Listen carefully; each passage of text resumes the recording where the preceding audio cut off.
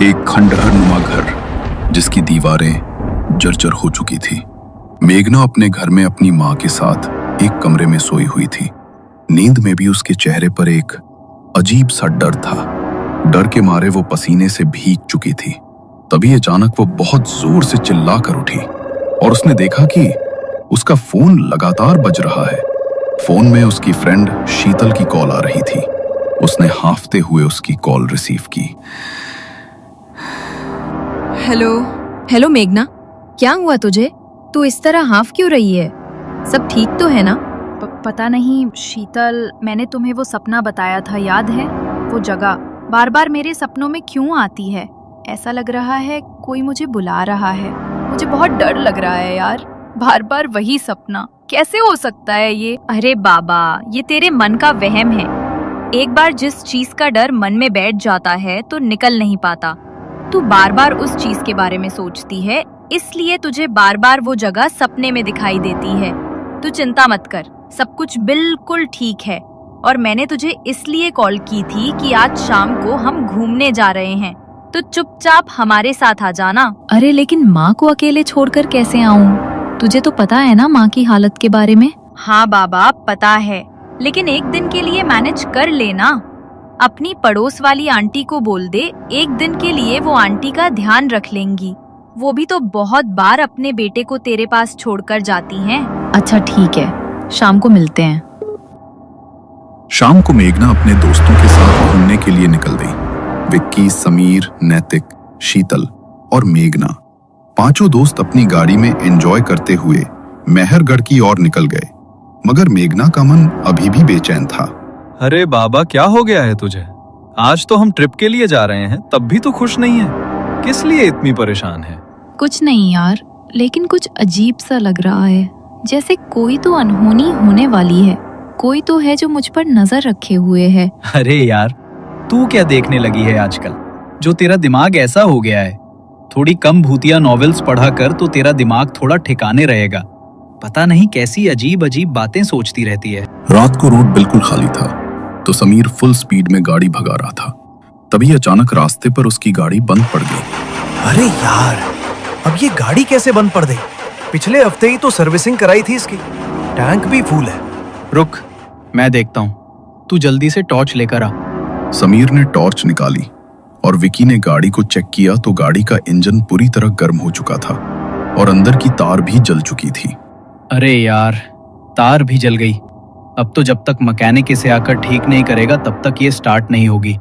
और मुझे लगता नहीं कि इस टाइम यहाँ पर कोई मैकेनिक मिलेगा। पूरा खेत और जंगल का इलाका है ये। आज रात बिताने के लिए आसपास कोई जगह देखनी होगी। शायद खेत के बीच कोई झोपड़ी वगैरह बनी हुई हो। बताओ, अब तुम लोग क्या करना है? गाड़ी के अंदर बैठकर ही पूरी रात बितानी है या रुकने के लिए कोई जगह ढूंढनी है?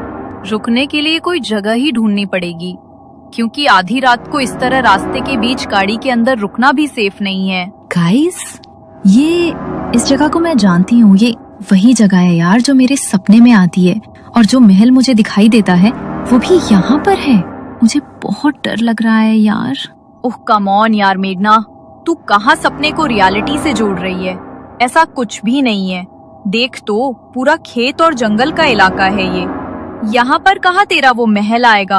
अरे नहीं नहीं, मेघना मैडम बोल रही है तो महल तो यहाँ पर जरूर होगा। यार मेघना, मुझे तो लगता है तुझे किसी साइकियाट्रिस्ट की जरूरत है। पता नहीं क्या क्या सोचती है और क्या क्या बोलती है। यहाँ दूर दूर तक हमें कुछ दिखाई नहीं दे रहा और तू कह रही है कि यहाँ वो महल है जो तेरे सपने में आता है। सपनों की दुनिया में नहीं है तू, हकीकत है ये।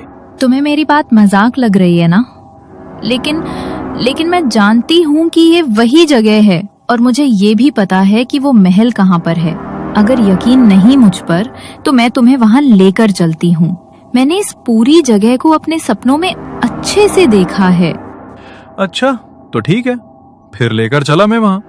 और अगर हमें आज तेरा महल नहीं मिला तो पक्का तुझे साइकियाट्रिस्ट के पास लेकर ही जाएंगे। हमें भी पागल कर दिया है तूने। मेघना के साथ वे सब गाड़ी से उतरे। मानव ने गाड़ी को लॉक किया और मेघना उन्हें जंगल के रास्ते से होते हुए दाएं तरफ ले गई। थोड़ी देर तक तो उन्हें वहां कुछ भी दिखाई नहीं दिया।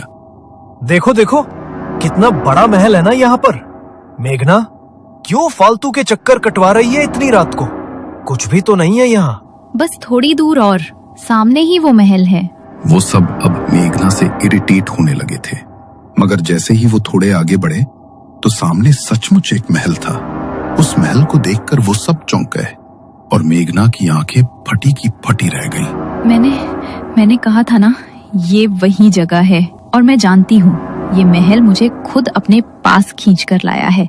मेरी जिंदगी का कोई राज यहाँ छुपा है, इसलिए इस महल ने मुझे अपने पास बुलाया है। मेघना यार, हो सकता है कि ये सब बस एक कोइंसिडेंस हो, और अगर तुम्हें लगता है कि इसका वास्ता तुम्हारी जिंदगी से है तो चलो महल के अंदर जाकर देख लेते हैं। वैसे भी आज रात रुकने के लिए हमारे पास कोई जगह भी तो नहीं है, तो हम आज की रात यहीं बिता लेंगे। मेघना उन सब के साथ आगे बढ़ी। तभी सामने से उन्हें एक बूढ़ा आदमी दिखाई दिया जिसके हाथ में एक जलती हुई लालटेन थी। वो इतना बूढ़ा था कि चलते हुए पूरा शरीर कांप रहा था, पर चेहरे पर एक अजीब सी गंभीरता थी। वो गुस्से में उनकी ओर बढ़ा। जानते नहीं हो क्या इस जगह के बारे में? क्यों अपनी मौत को न्योता देने आए हो? शांत है वो इतने सालों से, अगर जाग गई तो किसी को नहीं छोड़ेगी। अरे अंकल, ये ऐसी लोकेशंस पर आपके जैसे लालटेन वाले बुढ़े फिक्स होते हैं क्या? बेफालतू में डराने आ जाते हो। और मुझे समझ नहीं आ रहा, जब ये जगह इतनी खतरनाक है तो रात के 12 बजे आप महल के पास क्या कर रहे हो? आपकी उम्र हो गई है चाचा, अपने घर जाओ और जाकर सो जाओ आराम से। बूढ़ा कांपती हुई आवाज में उन पर चेतावनी देता हुआ वहां से निकल गया। वो पांचों महल की तरफ बढ़े। मेघना ने पीछे मुड़कर देखा तो वो बूढ़ा आदमी मेघना की तरफ ही देख रहा था। उसने मेघना को एक अजीब सी मुस्कान दी। वो मुस्कान मेघना को और भयभीत कर गई। वे पांचों अब महल के दरवाजे पर पहुंचे। दरवाजे पर ढेर सारे ताबीज बंधे हुए थे। ये ताबीज ऐसा लगता है जैसे किसी शक्ति को अंदर रोक कर रखने के लिए इन्हें बांधा गया है। अरे यार, अब तो जो भी हो, इन ताबीजों को तोड़कर ही अंदर जाना पड़ेगा, वरना तेरे सपने की सच्चाई कैसे पता चलेगी कि किसने तुझे यहाँ बुलाया है। समीर ने बिना कुछ सोचे समझे उन ताबीजों को तोड़ दिया। उसने महल का दरवाजा खोला। वो जैसे ही महल के अंदर पहुंचे तो वहां घुप अंधेरा था। विक्की ने अपने बैग से टॉर्च निकालकर उसे जलाया तो महल में हर तरफ जाले लगे हुए थे और पूरा महल मानो धूल की चादर में लिपटा हुआ था। हर तरफ से एक अजीब सी किरकिर की आवाज गूंज रही थी। तभी विक्की ने टॉर्च को दूसरी दिशा में घुमाया और तभी एक चमगादड़ों का झुंड आकर उनके ऊपर झपट पड़ा। ओह माय गॉड, ये तो हमने सोचा ही नहीं कि यहाँ चमगादड़ होंगे। अगर ये एक बार शरीर से चिपक गए तो निकलना मुश्किल हो जाएगा।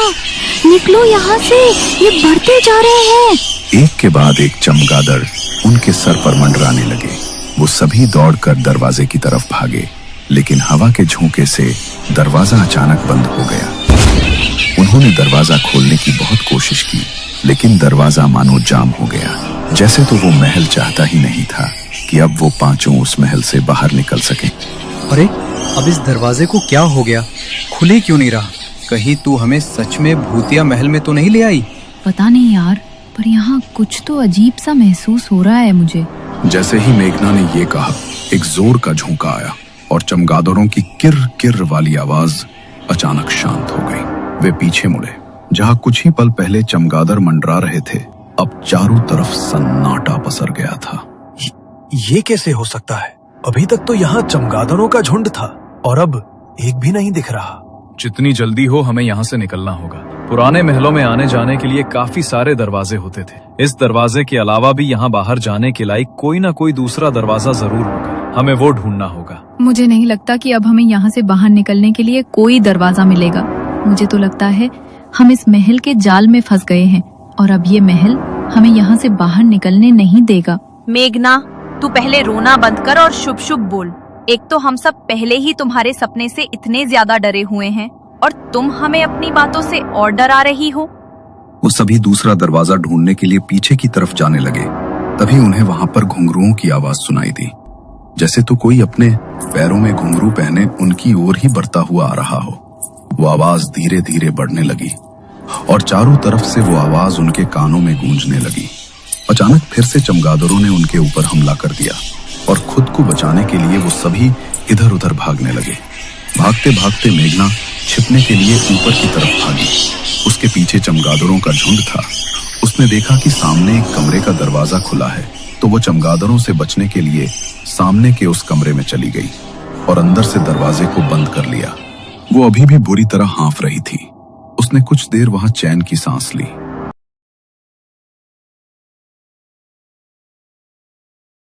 तभी उसके कानों में एक आवाज पड़ी, जैसे तो कोई बड़ी दर्द भरी आवाज में कुछ गा रहा हो। ये कैसी आवाज आ रही है? ये गाने की आवाज तो मुझे मेरे सपने में भी सुनाई देती है, जैसे कोई बहुत दर्द में हो। लेकिन मेरे अलावा यहाँ पर और कौन है? कहीं कोई आत्मा तो नहीं? या कहीं ये चारों ही तो मुझे डराने की कोशिश नहीं कर रहे? शीतल, विकी, समीर, नैतिक, तुम लोग मुझे डराने की कोशिश कर रहे हो ना? देखो प्लीज अपना मजाक बंद करो, मुझे सच में डर लग रहा है। मेघना को उसकी बात का कोई जवाब नहीं मिला। तभी उसे कमरे में घुंघरुओं की आवाज सुनाई दी। उसने पलट कर देखा तो कमरे की खिड़की बड़ी ही तेज आवाज के साथ खुली। कमरे के अंदर जैसे ही चांद की हल्की रोशनी पड़ी तो दूसरी तरफ एक परछाई उभरी, बिखरे बाल और नृत्य करती हुई एक स्त्री। उस परछाई को देखकर मेघना मानो उसकी ओर ही खिंचती चली गई। मेघना ने कमरे में अंदर की तरफ बढ़कर देखा तो एक बड़ी ही खूबसूरत नर्तकी के कपड़े पहनी एक औरत उसकी ओर पीठ करके खूब सुंदर नृत्य कर रही थी। उसके घुंघरू की आवाज और संगीत की धुन उस पूरे कमरे में गूंज रही थी। मेघना एक टकटकी लगाकर बस उसे ही देखे जा रही थी। तभी अचानक उसने नृत्य करना बंद कर दिया और अचानक वो मेघना की तरफ पलटी। उसका चेहरा बेहद भयानक था। आंखों की पुतलियां पलटकर ऊपर को हो चुकी थी और चेहरे का मांस गलकर उसके भीतर कीड़े रेंग रहे थे। शरीर पर भी हर जगह कीड़े लिपटकर उसके सड़े हुए मांस को खा रहे थे। उसका इतना भयानक चेहरा देखकर मेघना की चीख निकल गई। वो औरत अचानक से मेघना के ऊपर झपटी, मगर इससे पहले वो उसे कुछ नुकसान पहुंचा पाती, अचानक से कमरे का दरवाजा खुला और वो औरत कहीं गायब हो गई। मेघना ने देखा तो उसके दोस्त भागते हुए उसके पास आ रहे थे। उन्हें देखकर उसका मन कुछ शांत हुआ और वो जल्दी से उठी। अच्छा हुआ तुम मिल रही हमें, ये जगह बहुत खतरनाक है। तुम सच कह रही थी, कुछ तो अजीब है इस जगह में, मगर पता नहीं तुम्हारे सपने से इसका क्या वास्ता है। उठो और जल्दी चलो यहाँ से। नैतिक ने मेघना का हाथ पकड़ा और वो पांचों वहां से नीचे की तरफ भागे। बाहर जाने का दरवाजा अभी भी खुलने का नाम नहीं ले रहा था, मगर उन सब ने मिलकर जोर लगाया तो दरवाजा खुल गया। वो जल्दी से भागकर अपनी गाड़ी में बैठ गए। पहले उनकी जो गाड़ी स्टार्ट नहीं हो रही थी वो अब एक बार में ही स्टार्ट हो गई। उसी वक्त वो लोग वहां से निकल गए, मगर वहां से निकलने के बाद भी मेघना के चेहरे पर एक अजीब सा डर था। वो बहुत बुरी तरह सहमी हुई थी। मैं जानती हूँ मेघना कि तुम्हारे सपनों का आज हकीकत से सामना हुआ है। ये तो हम भी नहीं समझ पा रहे कि ऐसा कैसे हो सकता है, लेकिन तुम डरो मत, हम वहाँ से वापस आ गए हैं। प्लीज तुम रिलैक्स हो जाओ। मेघना ने शीतल की तरफ देखा, मगर उसकी बात का उसने कोई जवाब नहीं दिया। वो लोग पहले ही 6 घंटे की ड्राइव करके वहां पहुंचे थे और वापस आते हुए भी उन्हें गाड़ी चलाते हुए लगभग 4 घंटे बीत चुके थे। सुबह की हल्की हल्की रोशनी होने लगी थी। तभी समीर में एक ढाबे के पास अपनी गाड़ी रोकी। यार बहुत भूख लग रही है, चलो कुछ खा लेते हैं। वैसे भी कल रात से दिमाग खराब चल रहा है मेरा। अरे तो अभी भी क्यों बुत बनकर बैठी है? जो बीत गया सो बीत गया, चलो खाना खाने चलते हैं, मुझे तो बहुत भूख लगी है। उनके कहने पर मेघना गाड़ी से उतर गई, लेकिन उसके चेहरे पर कोई भाव नहीं था। वो ढाबे के अंदर जाकर खाने के लिए बैठे। टेबल पर खाना सर्व हुआ। मेघना के सामने पानी का भरा गिलास रखा था। उसने जैसे ही उसके अंदर देखा तो उसमें उसे उसी औरत की परछाई दिखाई दी जो पीछे से उसकी ओर झपट रही थी। ये देखकर मेघना ने उस गिलास को उठाकर दूर फेंक दिया और जोर जोर से चिल्लाने लगी। उसका पूरा शरीर कांपने लगा और पसीने से भीग गया। उसकी ऐसी हालत देखकर उसके दोस्त भी बुरी तरह घबरा गए। वो मुझे मार डालेगी। वो यहाँ तक मेरे पीछे आ गई है। मुझे उससे बचा लो। वो मुझे मार डालेगी। कोई तुम्हें नुकसान नहीं पहुंचाएगा मेघना, यहाँ कोई नहीं है। प्लीज डरना बंद करो। कल जो हुआ उसे भूल जाओ। हम सब तुम्हारे साथ हैं, तुम्हें कुछ नहीं होगा। गाइस प्लीज चलते हैं यहाँ से। मेघना की हालत देखो। मेघना की हालत देखकर वो सब वहां से निकल गए। सबसे पहले उन्होंने मेघना को उसके घर ड्रॉप किया। मेघना की बीमार माँ अपने बिस्तर पर लेटी सोई हुई थी। मेघना ने अपनी माँ और अपने बंजर घर की हालत देखी तो परेशान होकर चारपाई पर बैठ गई। समझ नहीं आता ये कैसी जिंदगी दी है भगवान ने मुझे। पैदा हुई तो पापा को छीन लिया और जब से होश संभाला तब से माँ को इस चारपाई पर ही देखा। पता नहीं माँ कभी ठीक हो पाएंगी या नहीं। मैंने कौन से बुरे कर्म किए होंगे कि माँ को इतना दुख सहना पड़ा। और कल रात जो हुआ उसके बाद तो मेरा मन और ज्यादा घबरा रहा है। मेघना की आवाज सुनते ही उसकी माँ की नींद टूट गई। वे धीरे धीरे अपने बिस्तर से उठी और लड़खड़ाती आवाज में मेघना को पुकारने लगी। आ गई तू, जरा मुझे एक गिलास पानी दे दे। मेघना ने सहारा देकर अपनी माँ को उठाया और उसे पानी पिलाया। उसकी माँ की हालत इतनी खराब थी कि पानी पीते हुए भी आधा पानी उनके मुंह से नीचे गिर रहा था। मेघना हर रोज अपनी माँ की हालत देखकर रोने लगती थी। ना तो इतने सालों से उसकी माँ की हालत में कोई सुधार आया था और ना ही भगवान उन्हें अपने पास बुलाता था। अपनी माँ का दुख देखकर मेघना हर दिन तड़पती थी। रात हुई मगर मेघना के दिमाग से कल रात की बातें नहीं जा रही थी। उसे बार बार आंखें बंद करते ही वो जगह और वो औरत अपनी आंखों के सामने दिखाई दे रही थी। आखिर क्यों दिखती है मुझे वो जगह, और वो मेरा वहम भी नहीं है। उस जगह को कल मैंने अपनी आंखों से देखा है और वही औरत, वही नृत्य, वही गाने की आवाज। बार बार मुझे ऐसा क्यों लग रहा है कि उसका नाता मेरे अतीत से जुड़ा हुआ है। कुछ बुरा, कुछ बहुत बुरा। ये सब सोचते सोचते मेघना की आंख लग गई। बड़ी मुश्किल से उसे आज नींद आई थी मगर जैसे ही वो गहरी नींद में जाने लगी तभी उसे दरवाजे पर ठक ठक की आवाज सुनाई दी। उस आवाज से वो अचानक से नींद में हड़बड़ा कर उठी। कुछ पल के लिए वो आवाज शांत हो गई। मेघना को लगा शायद वो कोई ऐसा सपना देख रही थी, मगर वो जैसे ही दोबारा अपनी आंखें बंद करने लगी तभी फिर से दरवाजे पर ठक ठक की वही आवाज हुई। इतनी रात को दरवाजे पर कौन आया होगा? अगर मैं दरवाजा नहीं खोलूंगी तो माँ की नींद टूट जाएगी। माँ की नींद न टूट जाए इसलिए मेघना ने दरवाजा खोल दिया, मगर दरवाजे के बाहर उसने जो देखा वो देखकर उसकी रूह कांप गई। नर्तकी के कपड़े पहने एक औरत अपने चेहरे पर घूंघट लिए ठीक उसके सामने खड़ी थी। मेघना ने कांपती हुई आवाज में उससे पूछा, कौन हो तुम? इतनी रात को यहाँ क्या कर रही हो? मेघना के इतना पूछते ही उसने कसकर मेघना का हाथ पकड़ लिया। हवा के झोंके से उसके चेहरे का घूंघट हटा तो मेघना की जान उसके हलक में अटक गई। उसका चेहरा ठीक वैसा ही था मेघना को जो आत्मा महल में दिखाई दी थी। आंखें ऊपर की ओर पलटी हुई और चेहरे और शरीर का मांस सड़ा हुआ जिस पर कीड़े रेंग रहे थे। मेघना ने उससे अपना हाथ छुड़ाने की कोशिश की मगर तभी उस भयानक औरत के मुंह से एक काले रंग का धुआं निकला। मेघना अचानक हवा में ऊपर उठी और उसके शरीर में वो काला धुआं जाकर समा गया। मेघना वहीं पर निढाल होकर गिर पड़ी और उसके घर का दरवाजा